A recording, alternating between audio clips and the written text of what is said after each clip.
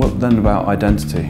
Yeah. I know you've thought a lot about yeah. it, and it's spoken about an awful yeah. lot. How does it help? Well, I got interested in thinking about identity when there was a big debate going on in the Netherlands. The Queen had said that there's no such thing as a Dutch identity. And it caused an enormous crisis in society. What has she said? What does she mean? No Dutch identity. People got really angry and upset. What she meant was that it is very diverse. You cannot pin Dutch identity down to 3 traits and then say this is Dutch. Right.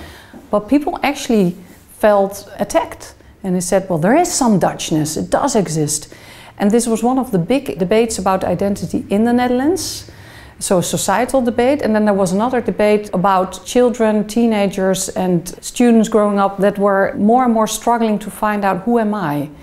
Many depressions, burnout, identity crisis, and the identity crisis that is no longer something of people of middle age who are trying to figure out, is life, is this it? Is this it? Yeah. But it's become something that younger people are suffering from. Even teenagers have an identity crisis. Interesting timing, the monarch comes and says that when nationalism is prevalent across Europe. It has been some years ago that she said it, and when she said it there was also a big debate about migration, and so she made the migration debate became an identity debate. Who belongs? Right.